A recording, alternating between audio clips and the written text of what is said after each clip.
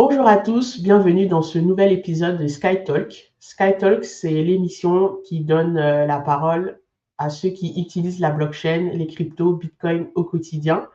Donc des innovateurs, des personnes qui ont des idées révolutionnaires et qui façonnent cet écosystème.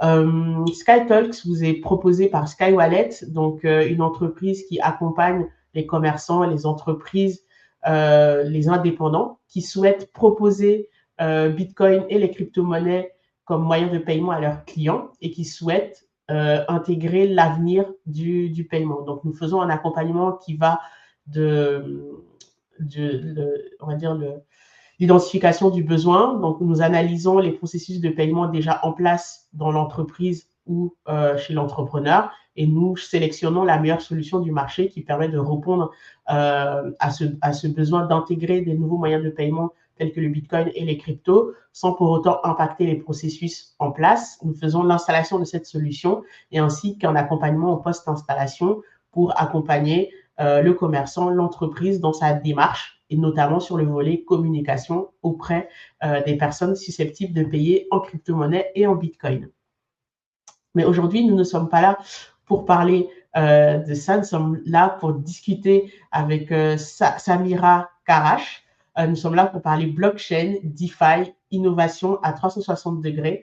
Et pour parler de tout ça, je vais intégrer Samira dans la salle. Elle pourra se présenter elle-même et on va pouvoir ensuite la bombarder de questions. Salut Samira. Salut Elodie. Comment ça va?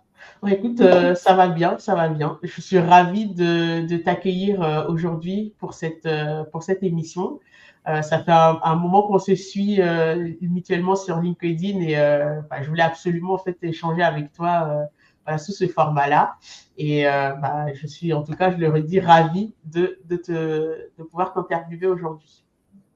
Merci infiniment pour ton invitation et comme je te l'ai dit sur LinkedIn, moi j'adore ta vibe et la manière dont tu apportes les sujets et bravo pour ton initiative de démocratiser les paiements crypto. Merci beaucoup Samira. On va rentrer dans le vif du sujet. Je trouve que tu as un parcours qui est fascinant.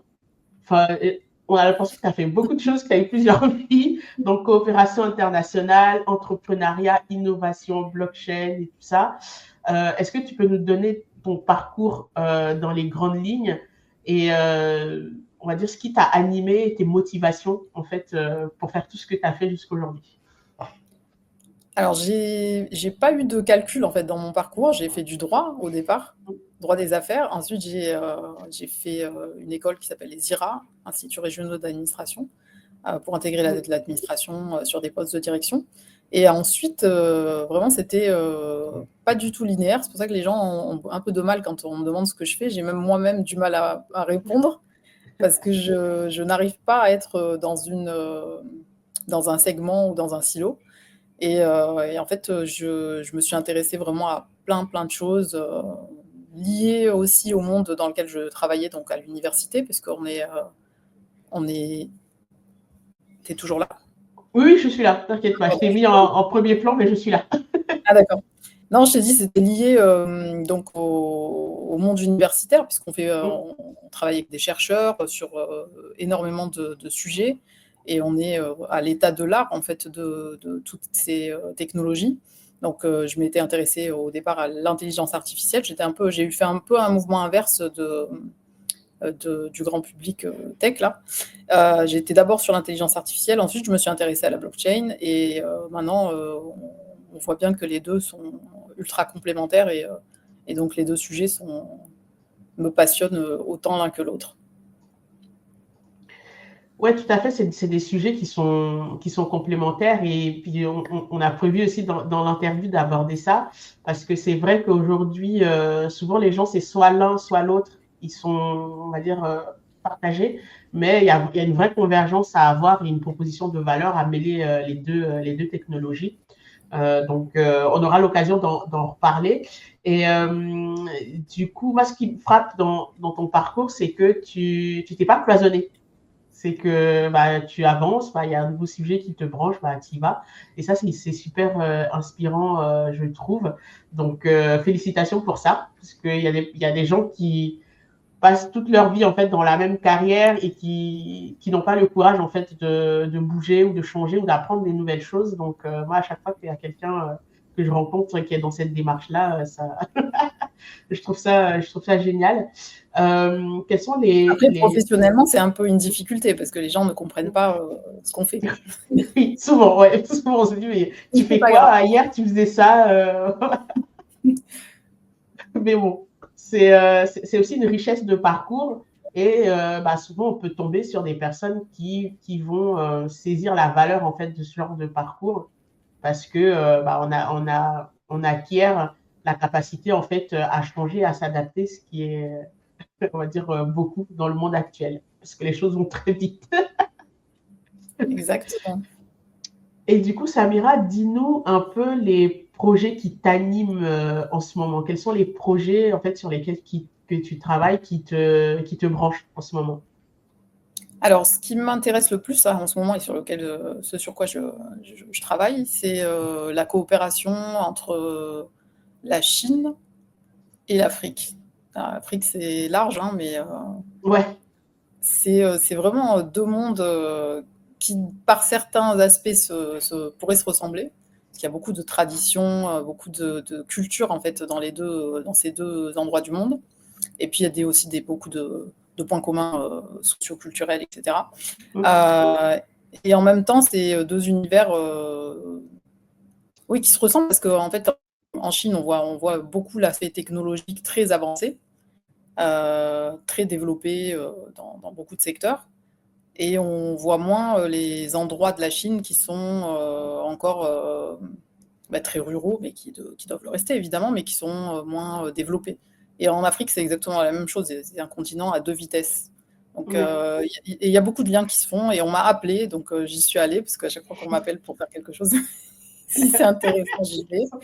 Et je regrette pas du tout d'être allée en mission 2 fois en Chine Mm. et d'avoir rencontré les acteurs locaux et de pouvoir faire ce lien avec l'Afrique, notamment avec l'Algérie.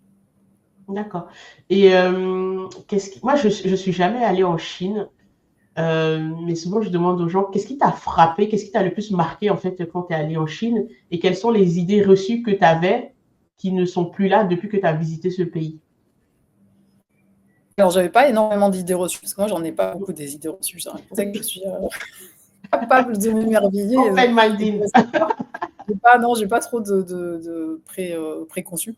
Non, la Chine, c'est extraordinaire parce qu'ils ont préservé des traditions, une culture qui est forte. C'est une civilisation, en fait, la Chine, hein, on Ouais, le sent. tout à fait. Quand Ouais. on n'arrive Mm. pas, c'est pas un pays qui a 3 ans, quoi, ou 100 Mm. ans. C'est une civilisation millénaire. Et il y a une dynamique, un pragmatisme et des avancées technologiques impressionnantes en Chine. C'est ça qui me frappe le plus. Mais j'avais pas d'idée préconçue en y allant, non. Mais j'y étais déjà Mm. allée il y a Ouais, tu étais longtemps. déjà allé, donc Ouais, tu connaissais déjà. c'est un Mais retour. c'est vrai ce que tu dis, c'est que souvent, comme bah, il y a eu une période où il y a eu un déclin, on a tendance à oublier qu'effectivement, la Chine, en fait, c'est une civilisation, comme tu dis, parmi les grandes civilisations qu'il y a pu avoir, comme l'Égypte, etc., romaine et tout ça. Donc la Chine, c'est vraiment Oui, on le voit, un on le empire. sent, Hein. Mm. l'organisation, l'architecture, quand on visite la cité interdite ou les palais impériaux, on voit bien qu'il y a une organisation ultra intelligente. Ouais, tout Et à fait. Ouais. on pourrait encore s'en inspirer d'ailleurs, hein, parce que je pense que par certains aspects, on a reculé là-dessus. Ouais. Et ces axes de coopération, enfin, s'il n'y a rien de confidentiel, bien évidemment, est-ce que tu peux en citer un qui, pour toi, est prioritaire et va vraiment apporter quelque chose bah, aux deux continents, bah, ou même au pays, parce que tu m'as dit que c'était plutôt axé sur l'Algérie. Donc, un axe qui, pour toi, est prioritaire et qui... Alors pour le coup, moi j'y suis pour rien, mais je Hmm. félicite quand même le lien qui a été fait sur l'intelligence artificielle. Ok, Il y a un laboratoire commun qui a été monté par les deux pays avec ok. leurs instances de recherche les plus hautes. Et ça, c'est très, très porteur, je pense, pour l'un et pour l'autre, hein. Et d'ailleurs, là, il y a une amitié j'allais dire franco-chinoise, non. Mm. Ça s'est passé l'année dernière avec les 50 ans de la France-Chine. Mais Chine, il y a ouais. une vraie dynamique Algérie-Chine qui s'est créée. Et on le voit sur plein, plein, plein de domaines. Et notamment l'IA, mais pas que ça, parce qu'il y a une chambre de commerce qui va se lancer, D'accord. algéro-chinoise. Et Chinoise, ça, c'est oui. un marqueur aussi de volonté de rapprochement. Oui, effectivement. En plus, le fait de travailler dans la recherche, du coup, parce que le labo, j'imagine, ouais, c'est pour des travaux de recherche communs, ça permet de Ouais, mettre en commun les talents, créer des synergies et puis même découler aussi sur les entreprises qui vont pouvoir travailler exactement, ouais, ensemble. ouais. On sait que de la recherche émane l'innovation et Mm. la diffusion du savoir, mais aussi tout ce qui est entrepreneuriat basé sur le deep tech, etc., quoi. Donc, Exactement. c'est moteur. Mm. OK. Mais en tout cas, c'est bon à savoir, c'est encourageant de se dire qu'il y a des coopérations qui se créent bah, de toutes parts. En fait, finalement, il n'y a pas de cloisonnement. C'est pas que, on va dire, un bloc, si je peux dire ainsi, mais vraiment, en fait, de toutes parts pour partager l'innovation, l'intelligence collective, en fait, aussi, et puis faire avancer, en fait, la technologie parce que une fois que quelque chose est découvert quelque part, c'est l'humanité tout entière qui en profite. Oui, et de toute façon, l'Afrique est pourvoyeur de cerveau, hein, on le Ouais, sait. ah oui, ça, On le sait, on le mais là, sait. ce qui est intéressant, c'est que le travail se fait en territorialisant l'innovation, quoi. On n'est pas en train Mm. de faire échapper des cerveaux Ah oui. africains vers l'Occident ou vers le Nord. Et c'est ça Ça, qui est bien.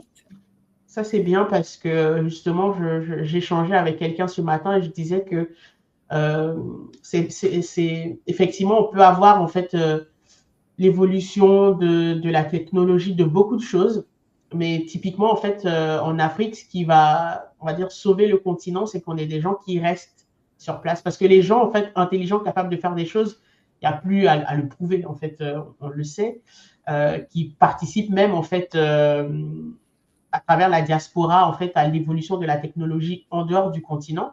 Mais on aura gagné quelque chose quand les gens se diront j'ai plus besoin en fait de prendre un bateau pour aller mourir sur l'eau, je peux rester tranquillement en fait chez moi, profiter de la technologie, contribuer à la technologie, créer des entreprises aussi tranquillement sans être obligé de risquer ma vie et de vivre en fait comme un clandestin ailleurs, quoi. Donc Ouais. De effectivement manière c'est générale, c'est ça exactement. C'est des sujets qui doivent nous préoccuper tous. Mais de manière générale, il y a une vraie évolution, quoi. Il y a oui. une dynamique de l'Afrique. Alors, c'est pas instantané, on va pas le ressentir immédiatement, mais ça y est, ça commence.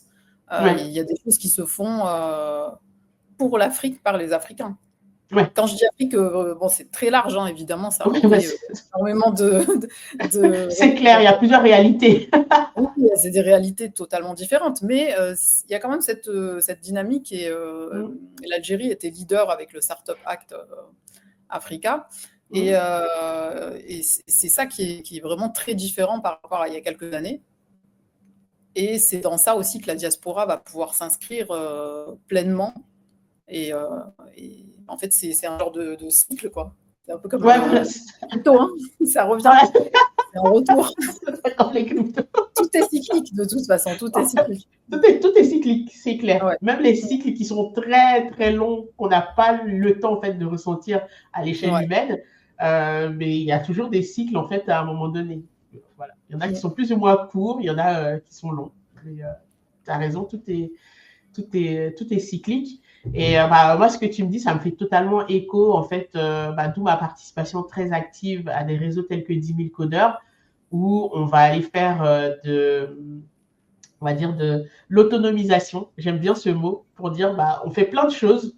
On peut mettre tout ça, en fait, dans une seule bannière en disant, on va essayer d'autonomiser des personnes en leur apportant de la connaissance, de la compétence, des informations. Souvent, les gens, ils manquent d'informations. Et puis surtout, en fait, leur dire que vous pouvez aussi apporter quelque chose au monde.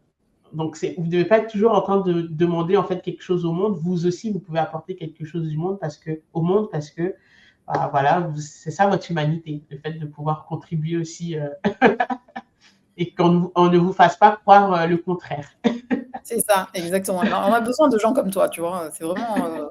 Mais c'est ça qui va faire prendre conscience aussi, de manière aussi décentralisée, parce qu'il y a les États qui prennent en charge les choses, mais C'est il y ça. a tous les acteurs aussi du terrain, quoi, qui doivent se saisir de ces questions. Et là, j'ai participé récemment à HEC Start Africa en tant que coach. Et franchement, c'était absolument génial, quoi. Les projets qui étaient présentés dans ce Start Africa encadré par HEC, c'était incroyable. Ils se saisissent en fait des technologies blockchain et IA, mais pour des cas très très concrets et dont tu peux déjà mesurer l'impact même quand ils te le pitch, quoi. Tu te dis, ça, il va avoir un impact, c'est sûr. Il n'y a pas besoin de se poser 10 millions de questions, quoi. On n'a pas besoin de se demander à quoi ça sert. Mais c'est ça qui est génial, c'est que la technologie, elle arrive dans des endroits où il n'y a rien, parfois, parce qu'il y en a aussi. Et je vais te citer un exemple, après. On passera peut-être à la suite. Mais ce projet, il m'a quand même marqué, c'est comment utiliser l'intelligence artificielle pour créer une application qui permet aux gens, parce que tout le monde a un smartphone plus ou moins, qui permet aux gens de réagir en cas d'accident mortel, enfin potentiellement mortel pour quelqu'un, tu vois.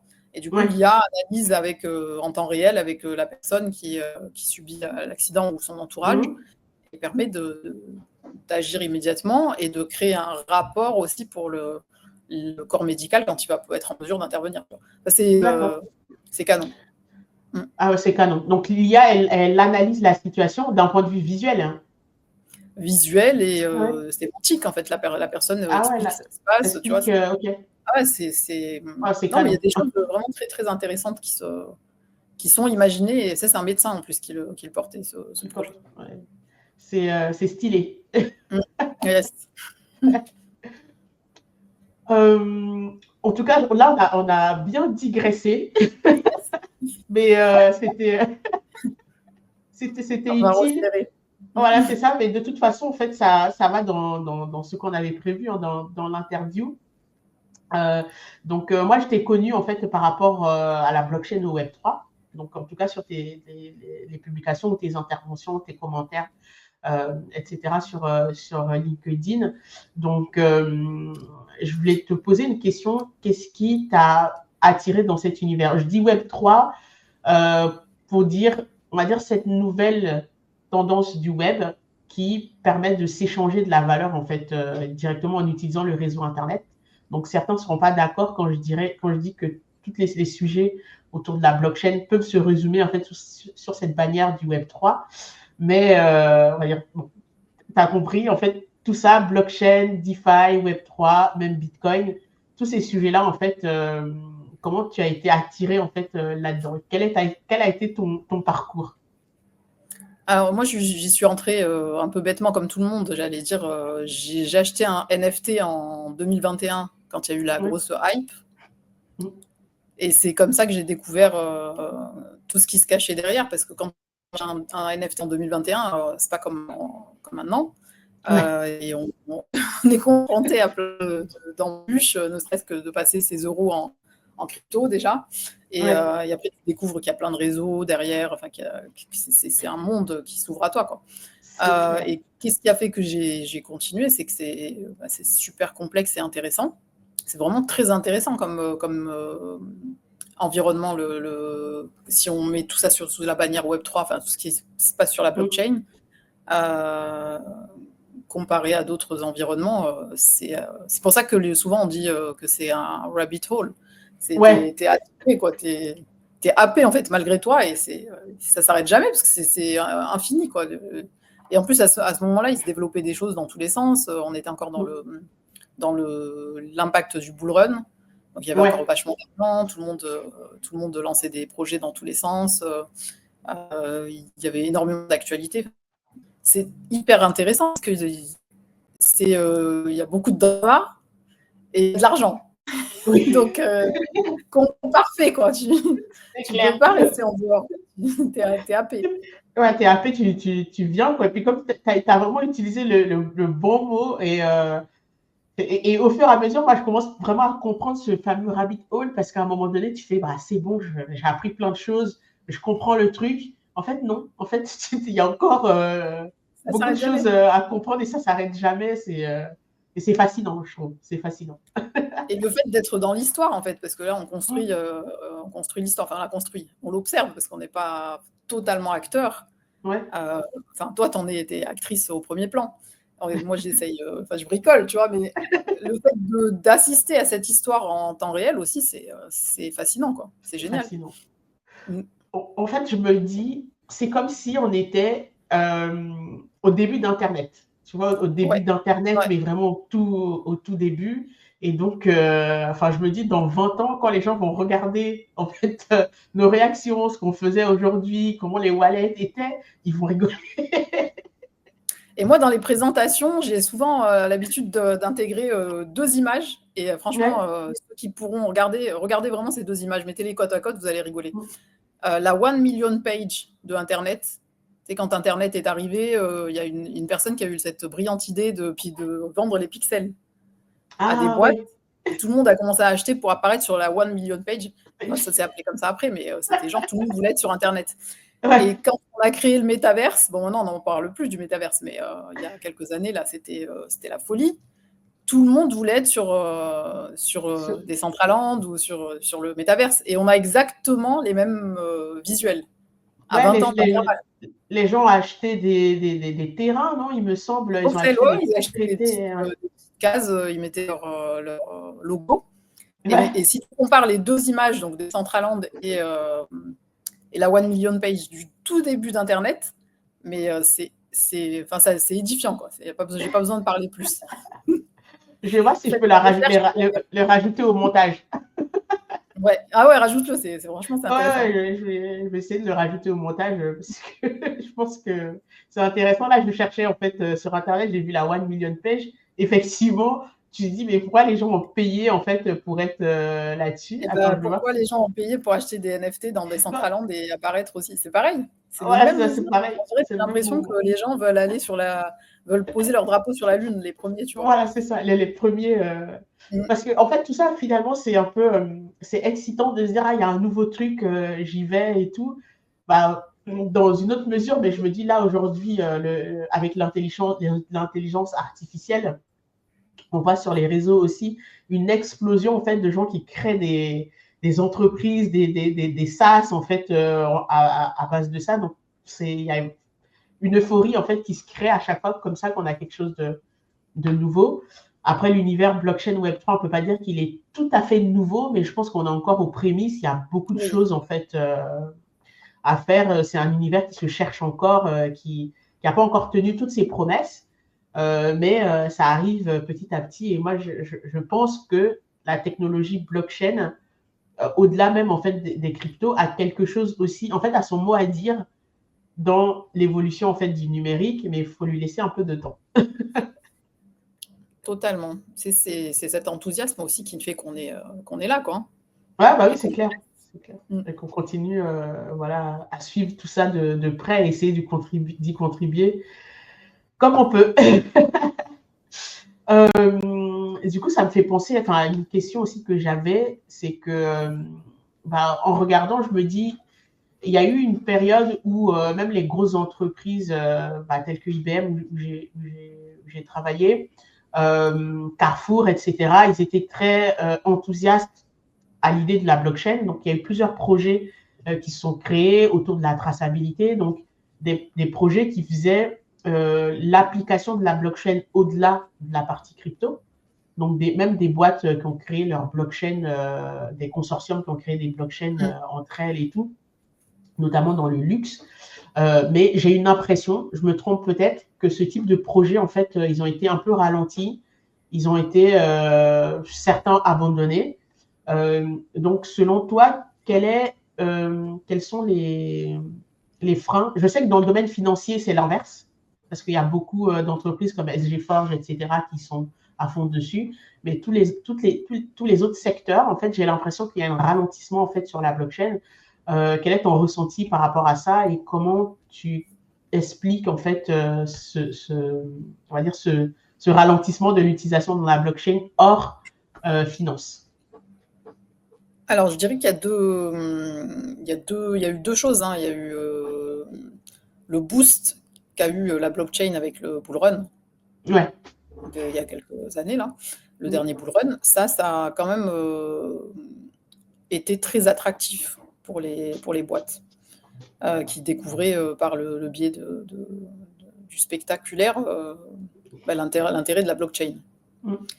Après, tu as eu le bear market. La perte d'intérêt premier, c'était sur tout ce qui avait émergé en direction des clients, les NFT, les nouvelles manières de faire du marketing, les nouvelles manières de créer du lien Web3 avec la clientèle Gen Z et suivante. Ouais. Tout ça, c'était un peu en berne après, hein, parce qu'il y a eu pas mal de scams aussi. Enfin, voilà, il y a eu plein de choses qui sont intervenues. Et après, il y a eu l'IA, l'intelligence artificielle, qui est venue prendre tout l'espace d'intérêt et l'espace d'attention. Et les entreprises comprennent mieux l'IA que la blockchain, évidemment.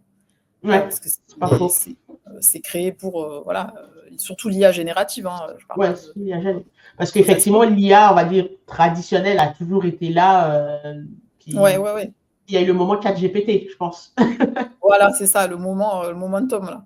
Et donc, la bande passante, elle est plus maintenant sur implémenter l'intelligence artificielle que implémenter la blockchain.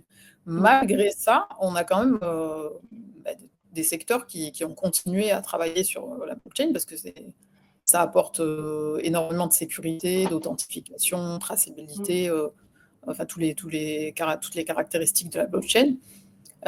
Donc, on a perdu l'affection du grand public, mais les technos, elles sont toujours utiles et présentes. Et on le voit bien, de toute façon, avec le luxe, là, maintenant, c'est presque une condition de survie, la blockchain. Quand on voit la trend à cause de ce qui se passe entre la Chine et les États-Unis, tu vois, le fait que tous ces Chinois, tous les industries, enfin, tous les comptes chinois sur les réseaux sociaux expliquent comment acheter du luxe contrefait, etc. S'il n'y a pas la blockchain, comment ils survivent surtout que la génération qui arrive, ils s'en fichent que ce soit authentique. Tu vois, il y a des choses qui changent même dans les mentalités et dans les habitudes. Oui, parce qu'ils sont plus dans le culte de l'image, etc. Donc, c'est juste pouvoir afficher. Non, mais ils sont dans le sens, surtout. Le fait de mettre 30 000 € dans un sac qu'ils peuvent avoir à 1 000 €, ils sont plutôt pragmatiques par rapport à l'ancienne génération. Ouais. Donc, il faut les avoir, les 30 000 €, parce que bon. En plus. Plus, ouais. Et voilà, quoi. Et en fait, je ne sais plus exactement ce que c'était la question, mais. C'était le frein, mais tu as répondu, parce qu'effectivement, c'est que il y a eu il y a eu plein de choses. Il y a plein de choses, ouais. Et puis l'IA a pris, on va dire, le devant de la scène. Et après, la blockchain, ça reste quand même une technologie ultra utile, mais compliquée, complexe à mettre en œuvre. C'est pas encore totalement interopérable, ces systèmes. C'est pas totalement scalable. La réglementation, elle freine quand même aussi vachement l'innovation en France, en tout cas, et en Europe. Même si ça protège, hein, évidemment, les utilisateurs, ça protège tout le monde, hein, ça encadre, mais ça freine quand même beaucoup l'innovation. Donc voilà, il y a quand même quelques freins encore à lever. Effectivement, il y a pas mal de freins, mais en tout cas, l'utilité de la technologie, elle est là.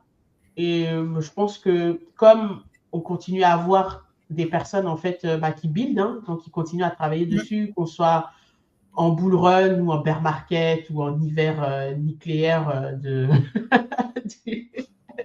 la récession. les gens continuent à travailler dessus. Donc, il y a quelque chose pour moi qui va émerger.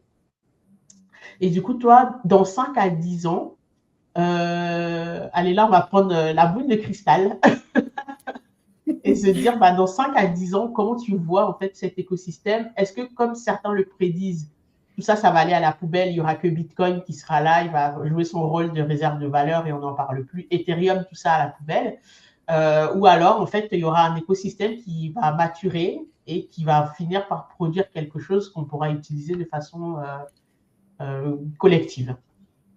Ah bah, tu vois, en fait, quand on parle de blockchain, on fait immédiatement référence à la crypto-monnaie et à la valeur du jeton. Et du coup, on apprécie souvent la technologie blockchain par ce prisme de la valeur du jeton et de son aspect spéculatif. C'est pas tout à fait pertinent, en fait, parce que quand tu regardes l'utilité de la blockchain dans 5-10 ans, forcément, on sera dans la blockchain jusqu'au cou et peut-être même qu'on s'en rendra pas compte.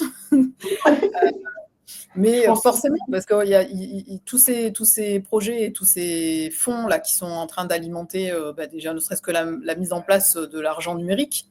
Tu vois, les MNBC, c'est pas virtuel, hein, ça arrive. Hein. Enfin, si, c'est virtuel, Ça mais ça arrive quand même. Ça arrive, et ça arrive à grands pas. Hein. Et ça arrive à grands pas. Ça va être quelque chose qui va être dans notre quotidien. Alors peut-être pas immédiatement, parce que quand on regarde en plus en détail, on voit que au départ, on ne pourra pas détenir plus de 3 000 $, apparemment l'équivalent de plus de 3 000 € en monnaie numérique. Il y aura une transition de 5-10 ans, tu vois, avant que le cash ne disparaisse totalement et avant que tout soit sur la blockchain. Mais il y a quand même énormément de pays là qui ont adopté déjà les monnaies numériques. Je crois qu'il y en a à peu près 10, un peu moins d'une dizaine. Il y a une quarantaine de pays qui ont adopté des projets pilotes. Et après, il y a tout le reste des pays quasiment qui travaillent, qui explorent la possibilité. Donc, c'est pas, voilà, ça c'est déjà dans 5-10 ans, je pense, les monnaies numériques de banque centrale, on y sera. Hein. À côté, est-ce que tu penses que les gens vont les adopter parce qu'il y a beaucoup de freins? Il y a beaucoup de choses dans ces monnaies-là qui sont fortement discutables. Est-ce que tu penses qu'il y aura une adoption, en fait, ou est-ce que Bitcoin ou peut-être les stablecoins vont gagner la partie? C'est clairement une guerre, hein, tout ça. Hein. Ouais, j'espère que quand même qu'il y aura une coexistence de tous les systèmes. J'espère qu'on ne sera pas les punks avec les cryptos, on ne sera pas les punks du système qui auront de la crypto dissidente à côté de la MNBC. Mais quand tu regardes les expériences qui ont déjà été menées, au Nigeria, par exemple, ça a fait reculer l'utilisation du cash.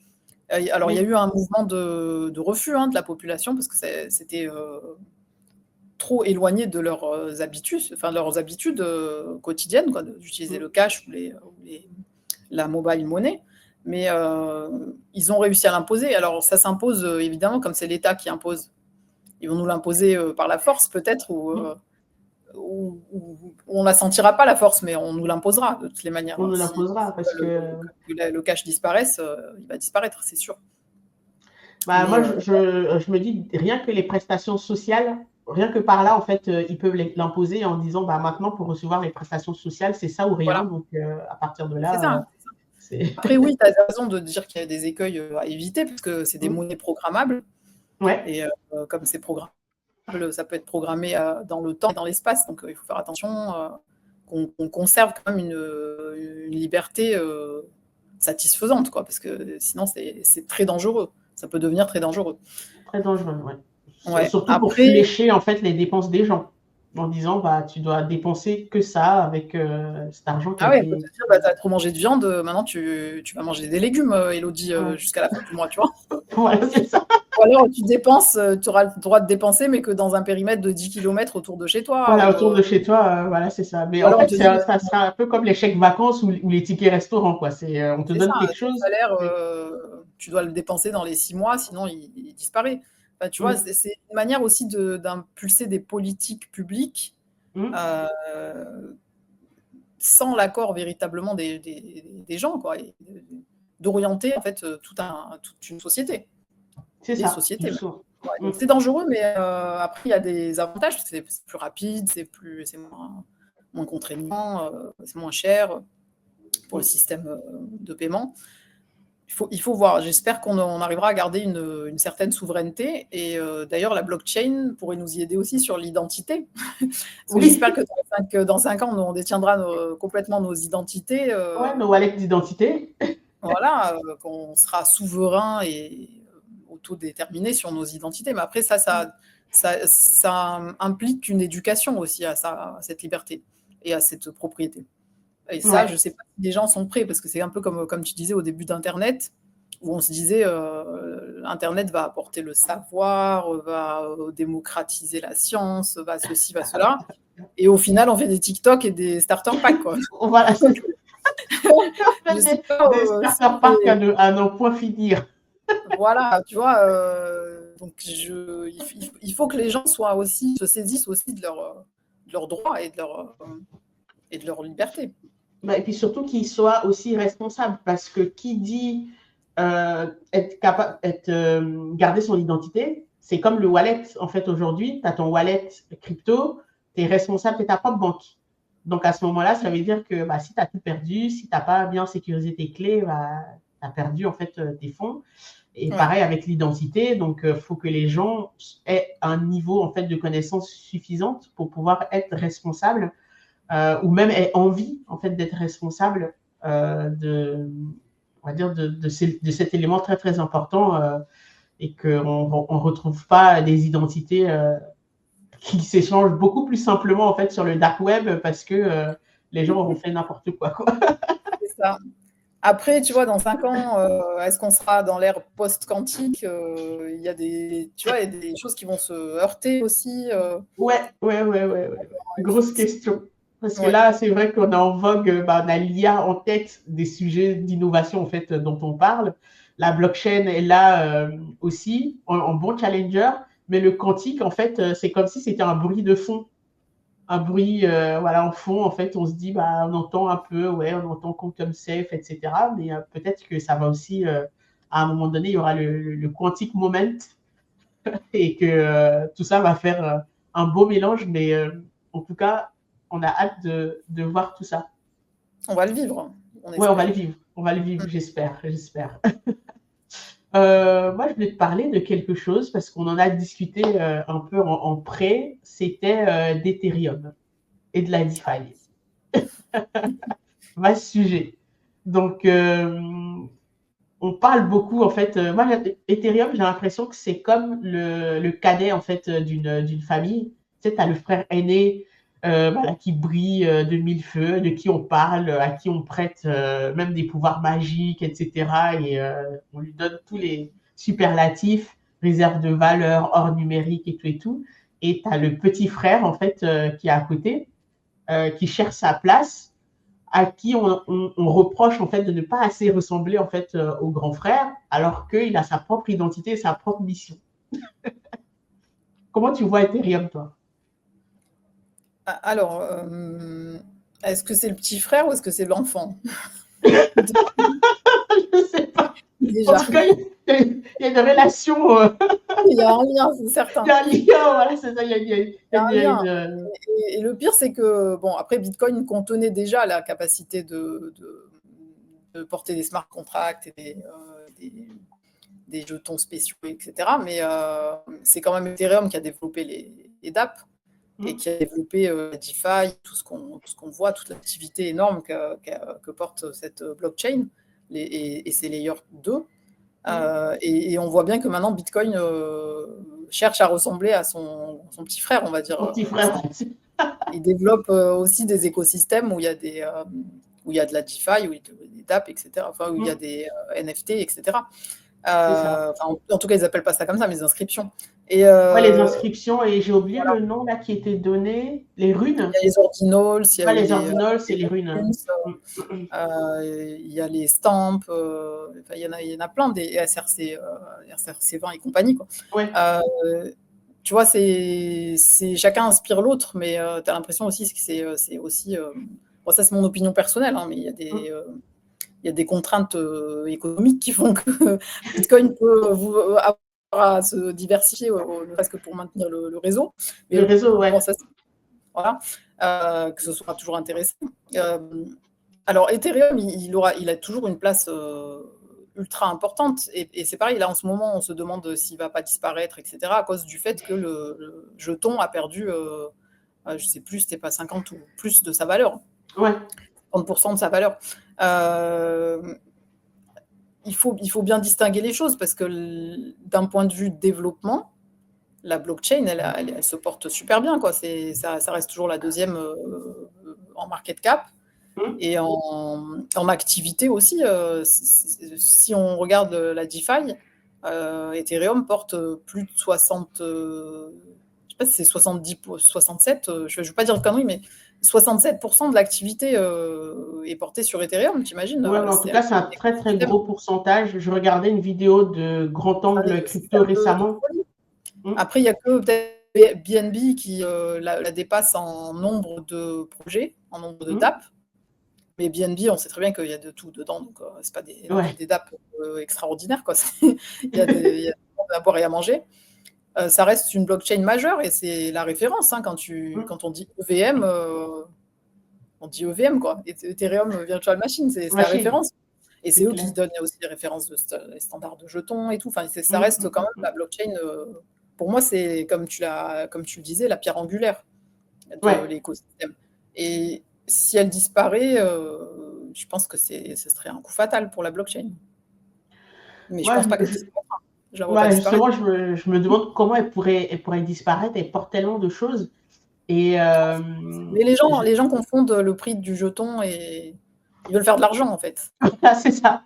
En fait, voilà, c'est à là que j'allais en venir, parce que justement, je regardais cette vidéo sur Grand Angle Crypto, où en fait, il faisait une analyse qui me paraissait en tout cas cohérente dans l'approche. C'était de se dire, Ethereum, en fait, son but, c'est que ça soit utilisé le plus possible pour les échanges, etc., parce que c'est un ordinateur. Donc, l'ordinateur, on a besoin qu'il soit le plus utilisé. Et à un moment donné, quand il y a beaucoup d'utilisateurs, l'objectif, c'est que le prix, en fait, pour qu'on l'utilise, il soit moins cher, pour que, en fait, il y ait plus d'utilisation et que ça attire plus de personnes. Et malheureusement, en fait, pour les personnes qui investissent sur Ethereum, ça veut dire que l'Ether, en fait, qui est la crypto-monnaie qui permet de payer les frais d'utilisation du réseau, en fait, pour que Ethereum grossisse encore plus, il faut que l'Ether, en fait, baisse, et que plus de personnes l'utilisent, plus d'entreprises construisent dessus.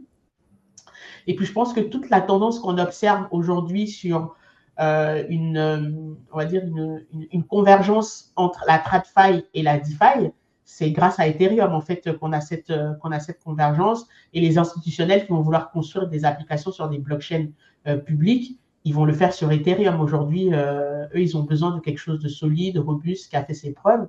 Donc, Ethereum aussi, c'est on va dire, voilà, c'est la colonne vertébrale, en fait, du Web3. Donc, je ne vois pas comment elle pourrait disparaître, en fait. Mais par contre, pour l'avenir du jeton Ether, j'ai l'impression qu'on va aller... Alors, on verra, parce que d'ailleurs, il y a une excellente synthèse qui a été faite par Asher. Ouais, je regarde aussi, ouais. C'est Asher. Asher, ouais, je ne sais jamais comment le dire son nom. Owen. Ouais, il a fait une super synthèse sur YouTube. Là, sa dernière vidéo, elle est excellente.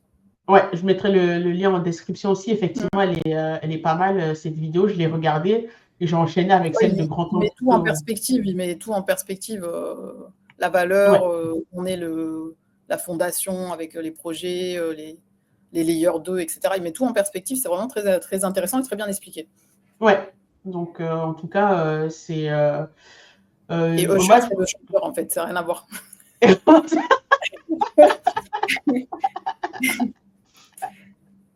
Ah là là. Effectivement, Usher, ouais, c'est le chanteur. Ouais, non, je confonds pas, hein, mais voilà, quoi. Je retiens jamais les noms. Ouais, Owen, voilà, c'est plus facile, ça évite les confusions. Voilà.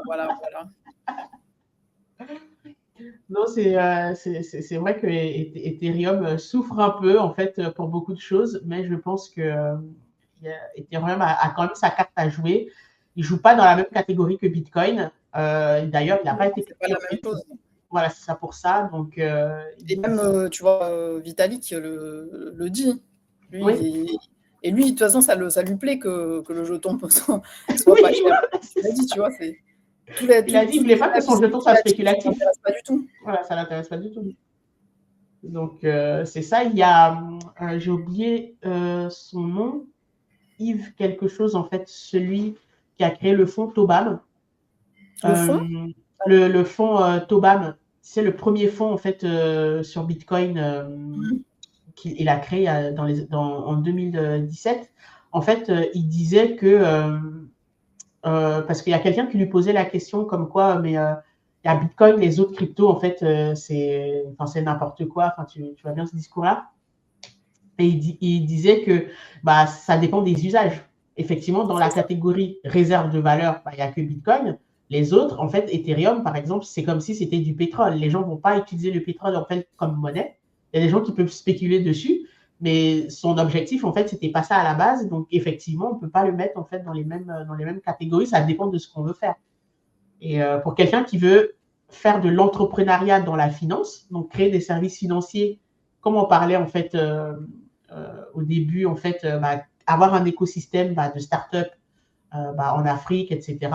Ethereum, en fait, c'est un bon endroit en fait à aller construire une start-up fintech, par exemple. Ah, c'est vital, même toute cette liberté d'action couvre la blockchain et notamment Ethereum. On voit bien que ça... Bon, après, c'est encore un peu cher d'utilisation, etc. Mais si on se projette un peu, on voit bien que c'est ce qui va faire un levier économique ultra transformateur pour pas mal d'endroits du monde et pas mal de gens. Exactement. Tu as raison de dire qu'il y a des utilisations totalement différentes. Juste, je fais une digression là, sur le débat qu'il y a entre les gens qui sont adeptes de Bitcoin et ceux qui sont adeptes de XRP. Comme si c'était comparable. En fait, ça n'a rien à voir. C'est absurde même de se dire qu'il y a un débat entre XRP et Bitcoin, alors que c'est des cas d'usage totalement différents.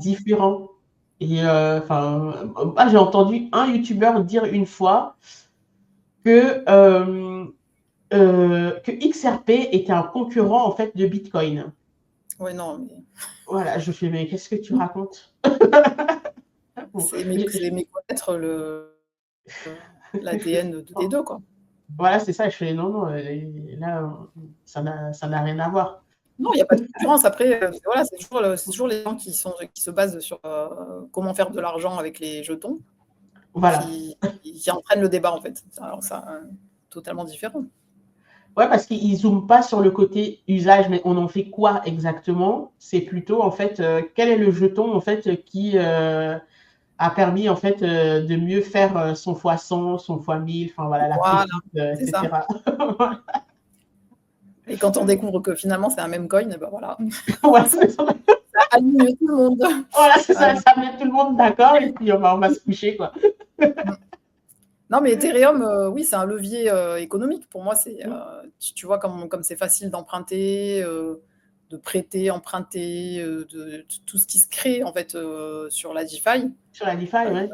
Si les entreprises, même les entreprises, sans aller dans d'autres endroits du monde, mais en Europe, si les entreprises se saisissent de ça pour mieux gérer leur trésorerie, ou l'optimiser même pour faire des rendements, c'est intéressant. Et même s'ils ont besoin d'argent, tu vois que c'est pas la peine d'aller faire des prêts en se faisant des circonvolutions autour du banquier pour qu'il te prête pas des taux voilà. Là c'est ultra rapide, tu as ta réponse immédiate. Immédiate. Pas besoin de faire un dossier, tu poses ton collatéral, tu repars avec ton argent, c'est réglé. Voilà, c'est ça, c'est la clé. Donc, ça, et le système est très sécurisé. Tant qu'on reste sur des protocoles fiables. Voilà, c'est ça, qui ont fait leurs preuves, des choses solides. Et ça s'améliore de toute façon de jour en jour, quoi. Bon, il y a encore des hacks, évidemment, mais... Bah, en tout cas, la DeFi, pour moi, c'est une branche vraiment très, très intéressante. Quand je me suis intéressée à ça au début, directement, je voyais un cas d'usage qui est celui, tu sais, on en avait parlé du microcrédit. Donc, bah, pour les personnes non Oui. bancarisées qui ont besoin d'avoir accès au crédit, la DeFi peut être un moyen, en fait, bien sûr, avec un intermédiaire, parce que je ne vois pas, en fait, une tata, en fait, bah, qui a besoin d'argent, en fait, pour sa plantation, aller sur un protocole comme Morpho ou AVE pour faire du lending. Mais, en fait, des organismes, en fait, de microcrédit peuvent l'utiliser, parce que ces organismes-là, ils vont taper, en fait, après, dans des banques, hein, des banques centrales. Donc, la DeFi aussi peut être un moyen d'aller en fait avoir d'autres pistes pour financer certains projets concrets en fait de la vie réelle. Et ça, c'est pas possible en fait sans des blockchains telles que Ethereum qui vont permettre d'avoir toute la sécurisation qui va avec. Exactement. Là, le temps passe tellement vite et un Ah oui. sujet, voilà, où je me suis dit, non, mais celui-là, il faut qu'on en parle absolument. On a commencé à l'évoquer, en fait, au début. Est-ce que tu peux me décrire pour toi comment un cas d'usage concret où l'IA et la blockchain travaillent ensemble pour créer de la valeur? L'IA et la blockchain, bon, là, comme on parlait de DeFi, évidemment, je pense à la DeFi. Parce que là, En c'est tout sans cas, transition, là, parce que je me dis, le temps passe vite, il faut qu'on parle de l'IA quand même oui, avant oui, de oui, terminer. ouais, non, oui, effectivement, on se disait que l'IA et la blockchain étaient incontournables, en fait. Ils convergeaient et ils étaient complémentaires. Donc, ouais, l'IA et la blockchain, c'est vraiment des technologies très complémentaires, même si pour le moment, on a les pleins feux sur l'IA encore, et ça ne s'arrête pas. Tu vois que la blockchain va rendre l'IA beaucoup plus fiable, traçable, sécurisée. Là où l'intelligence artificielle va pouvoir rendre la blockchain plus intelligente, plus optimisée et peut-être plus adaptée et peut-être plus créative. Tu vois, c'est des technologies qui se marient vraiment très bien. On peut avoir des cas d'usage. On en a vu d'ailleurs qui se sont créés un peu spontanément et un peu de manière un peu délirante sur la blockchain quand on a vu les agents IA autonomes Ouais, le qui fameux étaient capables Fartcoin et tout de, ça, là. à la fois lancer un jeton, gérer son marketing, sa hype, gérer sa liquidité. Enfin, c'est quand même impressionnant quoi, ce qu'on est capable de faire maintenant. Avec ces mariages. Et on est qu'au tout début, en vérité, mais il va y avoir beaucoup de choses qui vont être transformées grâce à ça. Bon, je pense à la finance optimisée grâce à l'intelligence artificielle et à des modèles prédictifs des rendements et en assurer la sécurité sur la blockchain, par exemple. On peut avoir aussi des mariages dans le domaine de l'assurance, dans le domaine de l'éducation. Par exemple, si tu as un parcours de formation, l'intelligence artificielle peut t'aiguiller selon le niveau de compétence que tu as acquis ou là où tu veux aller et Ouais. t'apporter les connaissances et les savoirs adéquates à ta personne. Et la blockchain valide et tamponne ça à vie, quoi. Tu as Voilà, acquis c'est ces ça. compétences, voilà, tu es authentifié. Et il y a plein de domaines où les choses vont se marier très bien entre les deux secteurs, Entre mais les deux, ouais. voilà, la blockchain apportera, parce qu'on est quand même dans un monde du deepfake, Ouais, qui est quand même, par certains égards, dangereux. C'est pas parce qu'une information est authentifiée qu'elle est fiable, hein, mais au moins on pourra remonter la à la source source. et valider les choses. Ouais. Exactement. On pourra avoir des informations même si ça va pas nous indiquer qu'elles sont vraiment sûres, mais on sait qu'elles viennent d'une source qui elle-même est réputée sûre parce qu'on peut authentifier la source. Ça, à minima, en tout cas, la blockchain permettra de le faire. Et tu évoquais en fait les agents en fait autonomes. C'est vrai qu'en fait quand il y a eu une mini hype en fait sur ce sujet-là, c'était de façon désordonnée, délirante et il y avait tout et n'importe quoi. Mais pour moi là, ça a montré quand même quelque chose en fait qui peut être fait. Et parce que la partie agentique aussi, c'est quelque chose en fait dont on parle hein, dans le monde de l'intelligence artificielle, on va dire sérieux, même des Nvidia, etc. On parle comme l'étape d'après, après les LLM en fait qu'on a aujourd'hui et même dans la robotique. Donc demain, on peut imaginer un monde où ces robots-là, ils auront besoin d'interagir entre eux en passant en fait par la blockchain comme réseau de confiance pour même s'échanger en fait de l'argent, des transactions en fait financières qui vont se faire directement en fait d'agent à agent. Donc pour moi le mariage en tout cas ou le duo il va arriver à un moment donné. Il y a déjà pas mal de projets en plus sur la blockchain dont on connaît les jetons hein, qui sont dessus. Hein. On a Bitensor, on a Fetch, AI. Ouais, Océan et tout, Océan Protocol pour la partie données justement. Donc, toute cette capacité qu'aura l'IA sur le prédictif, c'est des choses qui démultiplient le potentiel de la blockchain aussi. Hein. Exactement, exactement. Et puis ça crée aussi, en fait, le fait qu'on ait ces cas d'usage, bah, je trouve que ça donne une dynamique où les gens, en fait, c'est vrai qu'on évoquait la DeFi tout à l'heure. Souvent, en fait, les gens réduisent la blockchain à la DeFi, mais le fait de se dire, il y a aussi la partie IA qui est là, bah, ça intéresse les gens du secteur de l'IA, en fait, de faire évoluer la technologie blockchain. Donc, ça ne peut aller que dans le bon sens. Ouais, plein de secteurs médicaux, tout ça. C'est infini. C'est deux technologies transversales qui s'appliquent à tout. Exactement. L'IA et la blockchain. Donc, tu les mets ensemble, forcément, c'est...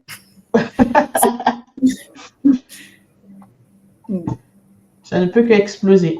Bon, en tout cas, on a bien avancé dans le temps. Mais avant de conclure, je veux te poser des questions en fait et tu me réponds rapidement. Blockchain publique ou privée? Les deux, mon capitaine. Ça dépend pourquoi faire. Ça dépend pourquoi faire. Bah, après, moi, je suis adepte de la liberté donc, et de l'horizontalité, donc je dirais public. Public. Mais si on n'a pas le choix, privé. Voilà. Peut-être. Privé, ça va faire aussi, hein. C'est très bien. Alors, la deuxième, la prochaine révolution dans le Web 3, selon toi? Prochaine révolution, peut-être la tokenisation totale.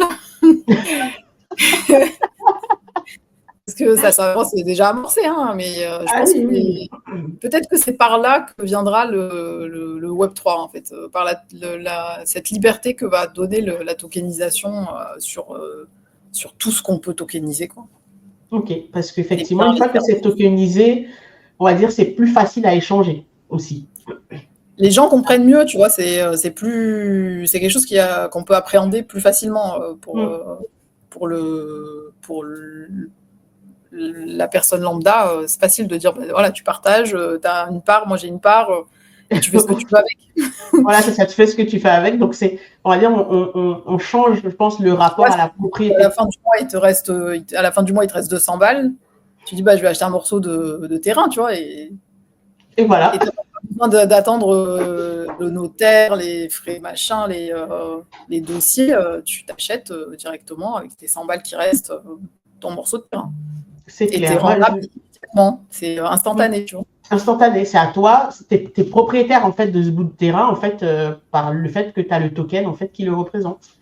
Ou tu gères ton. Il y a aussi l'exemple assez classique de l'abonnement tous les abonnements qu'on prend et qu'on n'utilise pas. Ouais.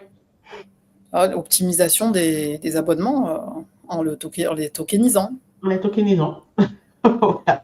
Mais ça va obliger les boîtes à changer leur modèle économique parce que pour le moment, tu vois, l'abonnement de sport, la boîte, elle se finance parce que les gens ne viennent pas. Ouais. Voilà.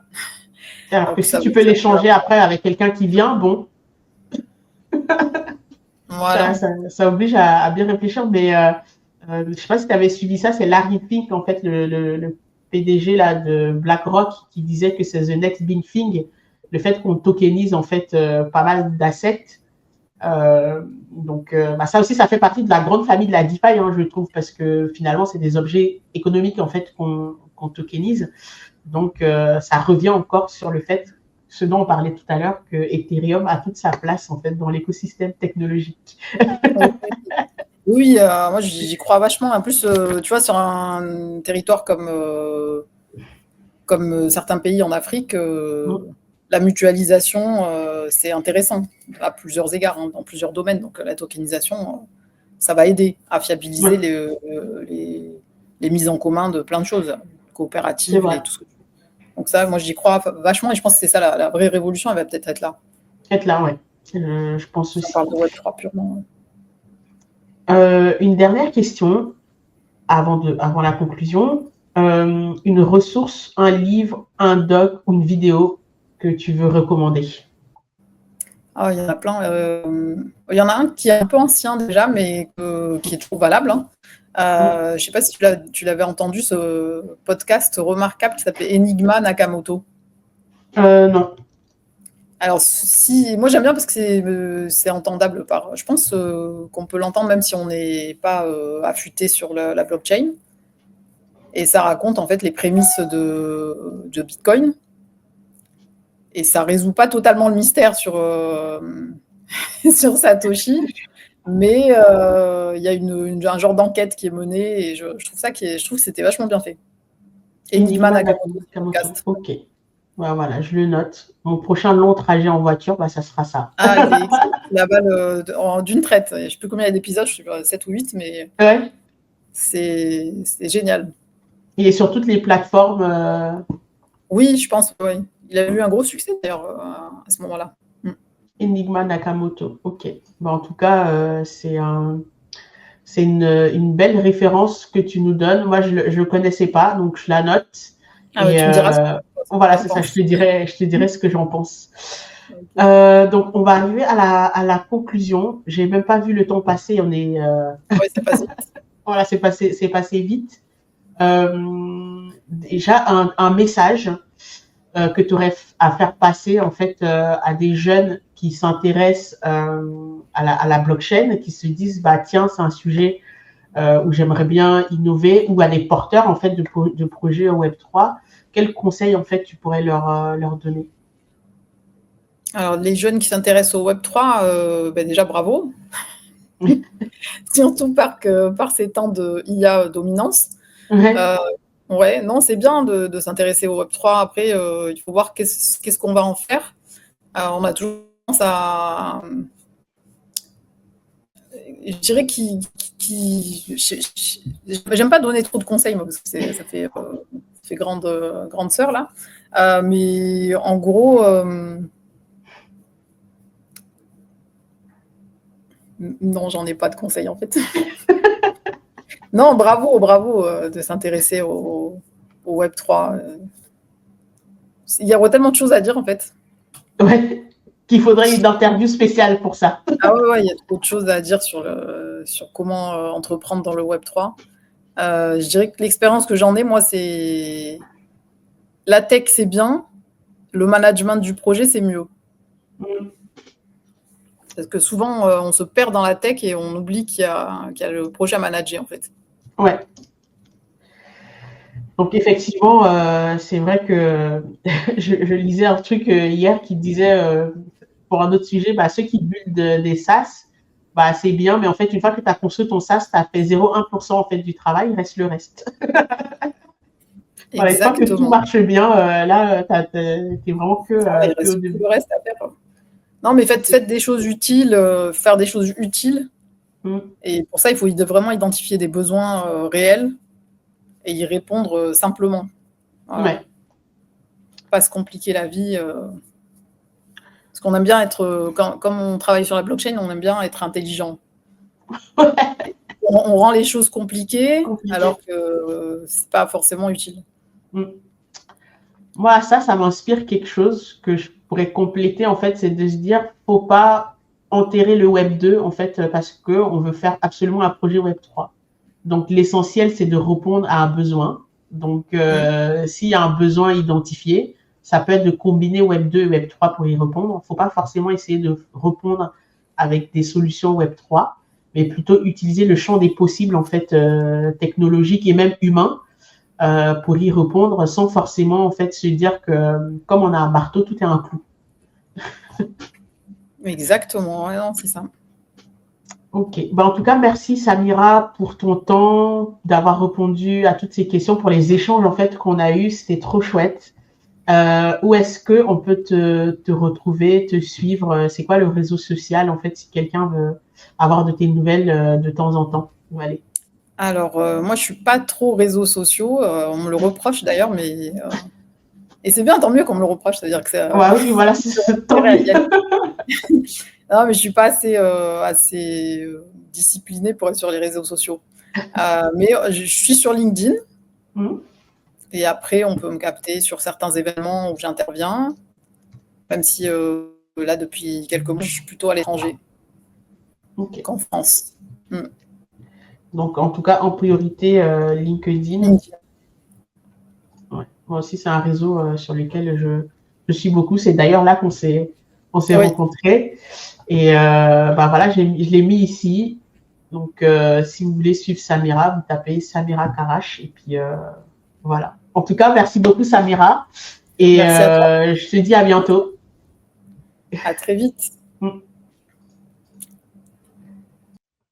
Donc, merci de nous avoir suivis. Notre émission est maintenant terminée. N'hésitez pas à mettre en commentaire vos impressions, vos avis, les points sur lesquels vous êtes d'accord ou pas d'accord.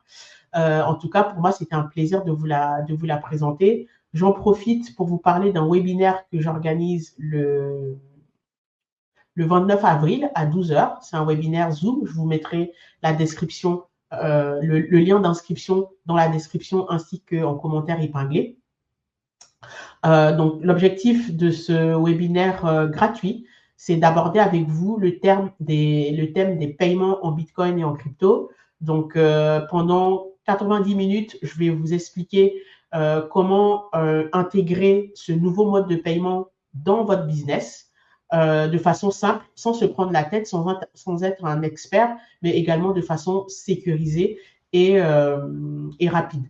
Donc, venez assister à ce webinaire si vous êtes curieux, si vous n'avez pas de business et que vous posez des questions sur Bitcoin de façon générale ou même les crypto-monnaies, n'hésitez pas à vous connecter et à me poser vos questions. Si vous avez un business, vous êtes commerçant, vous avez une entreprise qui fait du business en ligne, ou même vous êtes indépendant ou entrepreneur dans n'importe quel domaine d'activité, ce webinaire, il est fait également pour vous parce que ça ne coûte rien de s'informer et de savoir vos possibilités. Donc, je vous attends nombreux le 29 avril à 12h30. C'est un webinaire sur Zoom. Donc, je vous mettrai le lien d'inscription, comme je disais, en commentaire épinglé de cette vidéo.